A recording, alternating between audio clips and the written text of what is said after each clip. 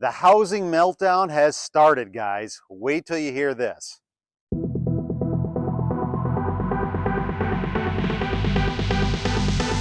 What's going on, my YouTube friends? This is Jerry Abbott, the only realtor in Las Vegas, keeping it 100% real. Hey guys, before we dive into the video, a couple of quick things. If this is your first time to the channel and you want to learn everything there is to know about the Las Vegas real estate market, then definitely subscribe down below. Number two, make sure to give me a thumbs up like, guys. That would really help the channel out. And number three, if you guys are thinking about relocating to beautiful Las Vegas, whether it's next month or next year, I've got your back. I'm a local realtor here. I've lived here for nearly 20 years. I know every inch of this city. Just call, text, or email me anytime, and I'll help you find that perfect dream home. Let's dive into the video. All right, guys, coming up, I want to show you several graphics that talk about the overall real estate market, and then I'm going to drill down specifically into the Las Vegas real estate market. But what I really want to talk about first, and this is the real big driver as to why prices have dropped so much in the last 6 to 8 months, is because of high interest rates. Now, high interest rates means high mortgage rates. So I want to break down right here, right next to me, you can see right now we're hovering at about a 6.5% interest rate. A year ago, we were about 3.5%. So that's a difference of about 3%. Now, the way that gets broken down is the following. For every 1% interest rates go up or mortgage rates go up, you lose about 10% of your purchasing power. So that means in the last year, we've gone up 3% roughly. 3% means you've lost 30% of your purchasing power. So if you were looking and qualifying for, let's say, a $500,000 home last year, you could only qualify right now for about $350,000.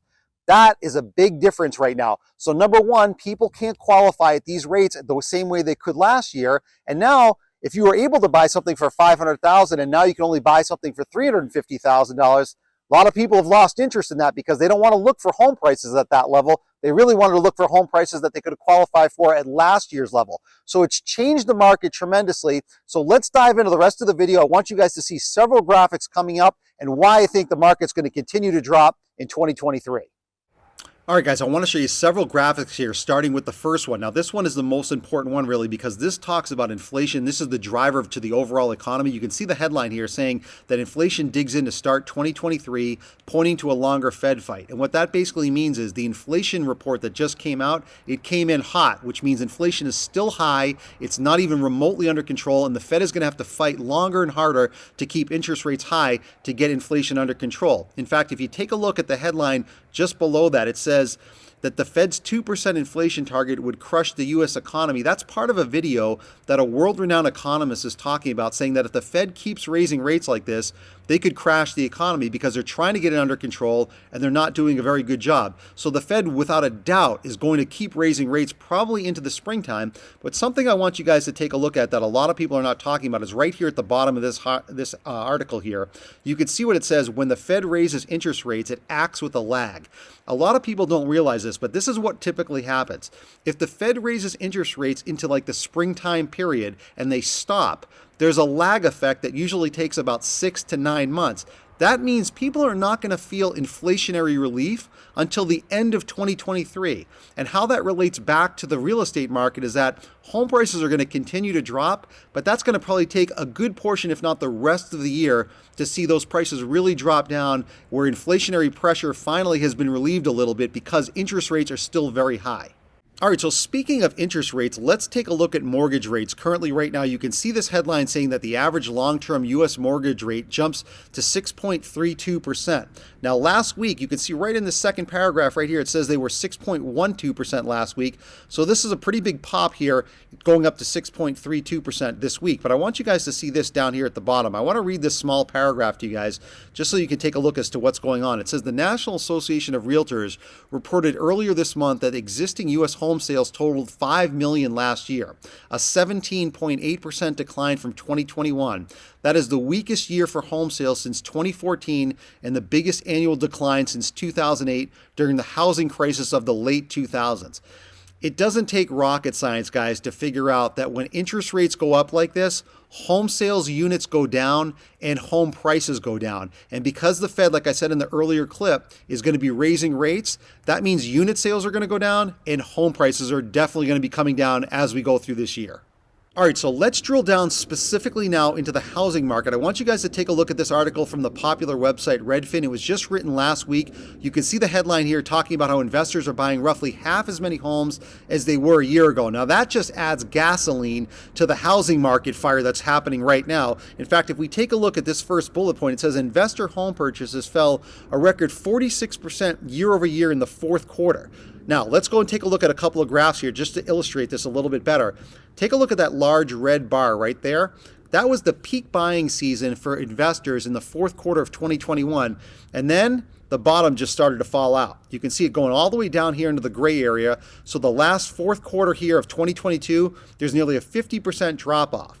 If we scroll down a little bit deeper here, you can see some actual numbers here. Right where I'm moving the arrow right there, fourth quarter of 2021, there was about 90,000 home purchases by investors. Then fourth quarter of 2022, a year later, 48,000. So that's where that huge, almost 50% drop off happened because, again, the market started changing, interest rates were going up.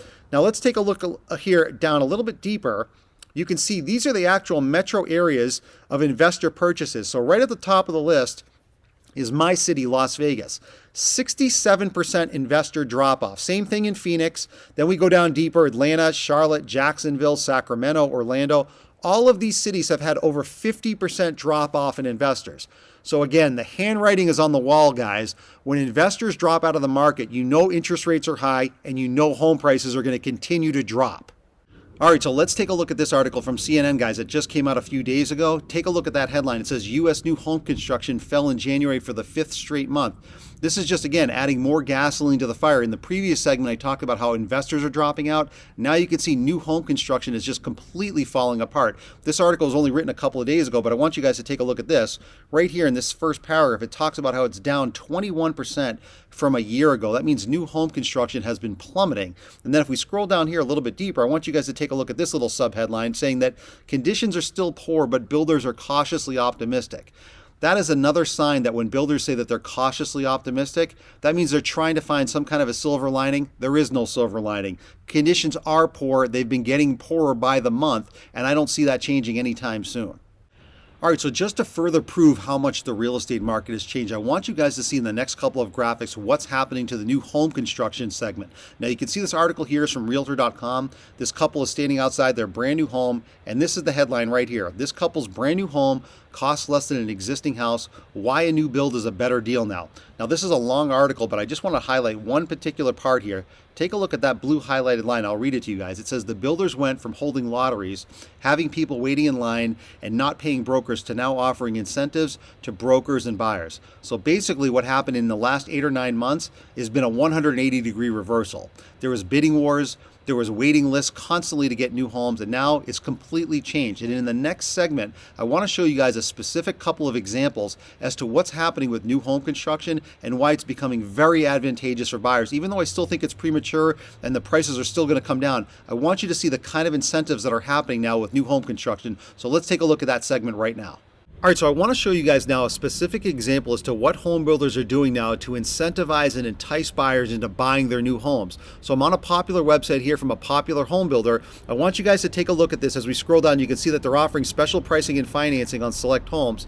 Take a look at this blue highlighted paragraph right underneath my picture. I'm going to read it to you guys real quick. It says, below market interest rates enjoy significant savings on select move-in ready homes by locking in limited time below market conventional 30-year fixed 3-2-1 buy down financing with a first year interest rate of 2.99%. And basically what that means is the builders are buying down the interest rates so that home buyers that are buying homes from them can get a cheaper mortgage payment. So let's take a look at the example they have here on the right side of the screen using a $600,000 sample home price. You can see year one at 3% basically is just about $2,000 a month, which is actually pretty good.